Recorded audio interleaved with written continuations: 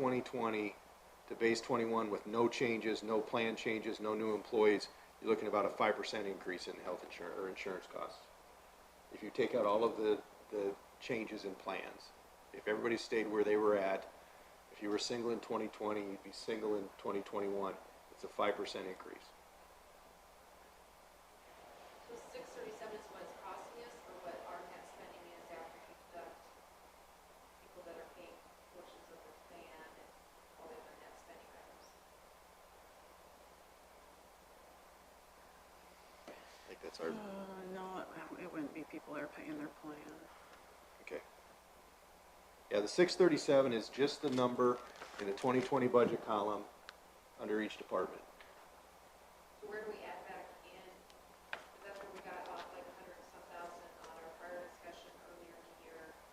Because there's what we pay, but then there's what the net amount we spend after we take out.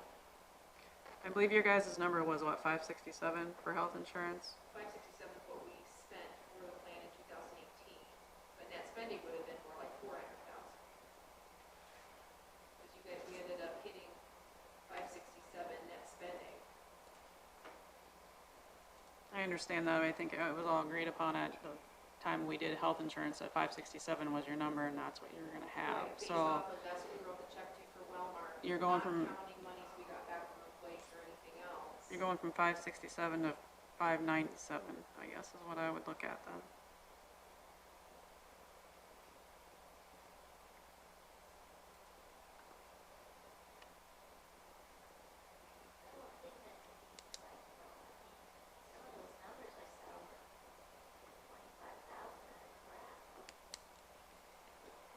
We'll verify those numbers, take another look at them.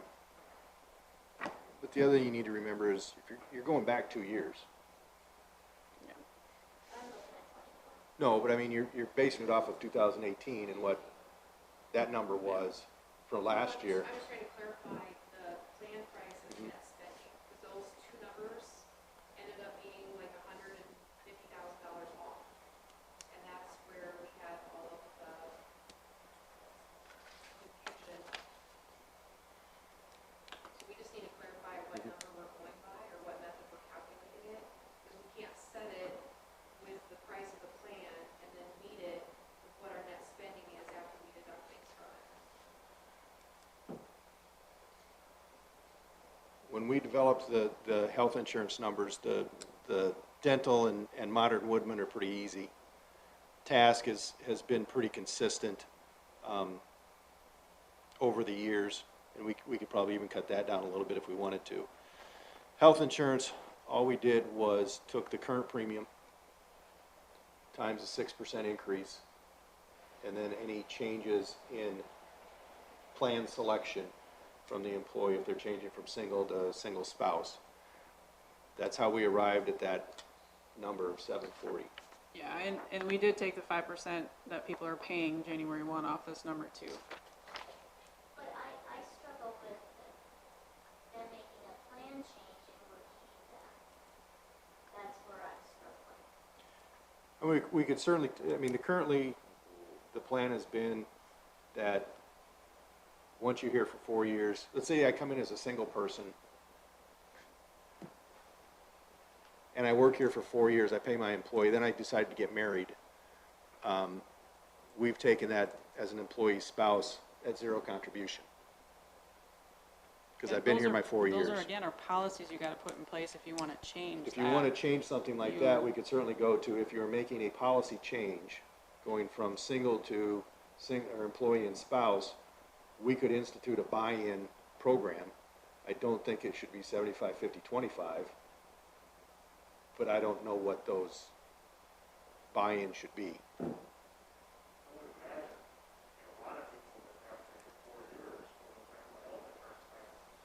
Some have. Some have. I mean, some of these are, you know, we're going to have an increase in population from staff.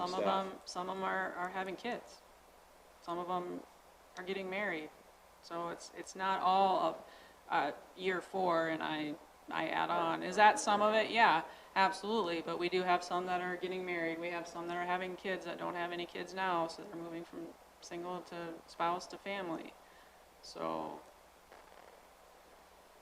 Well, for purposes of this discussion, yeah, we have to come up with a, I guess, go back and verify, I would Yep. ask you to go back and verify those numbers and see, I think there's some.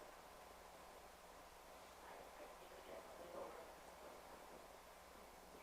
We'll take a look. So, when do we have time? September 8th. We've got a briefing meeting next Thursday, a week from today. Oh, the extra. Yep, we got an extra week in there. So what we can do is next Thursday after the briefing meeting, maybe try to keep the agenda short and then get into the final budget work session. That shot. In the meantime, I would like some input as to what you're thinking as far as core versus Rushmore. I know you might want to do both of them, but I am convinced that we cannot. Core. I vote for core. And what are you thinking on the bank stabilization project out at the golf course? Those, I just need some input on those. So, who first? What happens if we don't do the bank stabilization? Falls into the river? no,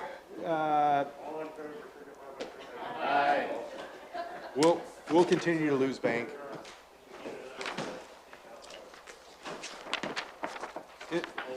It'll be an added water hazard or two. Thank you, sir.